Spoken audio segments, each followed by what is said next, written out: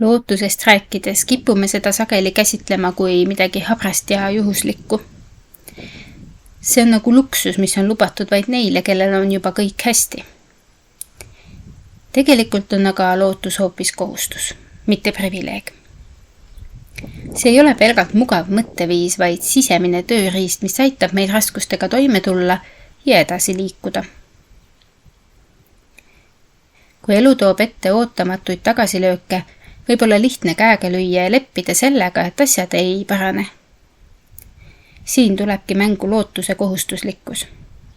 See ei ole naiivne uskumus, et kõik laheneb iseenesest, vaid teadlik valik, mitte jääda passiivseks.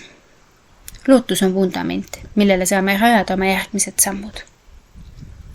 Kui loobume lootusest, loobume ka võimalusest midagi muuta. Ajalugu on täis näiteid inimestest, kes ei oleks kunagi midagi saavutanud, kui nad poleks hoidnud kinni lootusest.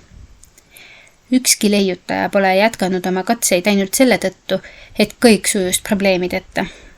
Ükski ühiskond pole edasi arenenud ilma lootuseta paremale tulevikule.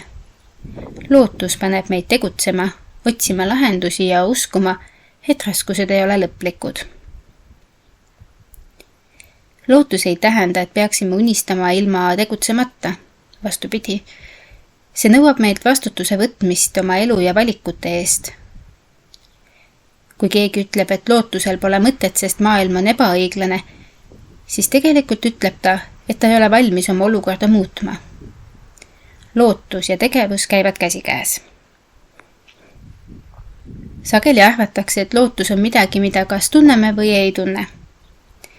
Tegelikult on see harjumus, mida saab teadlikult kasvatada. Kui treenime end märkama võimalusi ja mitte ainult takistusi, muutub lootus loomulikuks osaks meie mõtlemisest. See ei tähenda ka roosade prillide kandmist, vaid valmisolekut otsida väljapääse ka keerulistes olukordades. Kui me võtame lootust kui kohustust, siis ei saa me jätta seda teiste õlgadele. Pole mõtet oodata, et keegi teine tuleb ja teeb meie elu paremaks. See on meie endi teha. Jah, maailm võib olla karm ja vahel ka ebaõiglane, kuid just selle tõttu on meil kohustus hoida lootust elus, nii enda kui ka teiste pärast. Lootus ei ole midagi, mis on vaid tugevatele või edukatele. See on kohustus ka siis, kui tunneme end nõrgana, eriti siis, sest lootus ei ole luksus, mida saab endale lubada vaid siis, kui kõik on hästi. See on meie vastutus ka rasketel hetkedel. See on ainus asi, mis eristab meid lootusetusest. Kui võtame lootust kui oma kohustust, muutume ka ise vastupidavamaks. Me ei heitu nii kergesti ja näeme maailma võimaluste, mitte ainult probleemide kaudu. Me ei jää ootama paremaid aegu, vaid loome neid ise.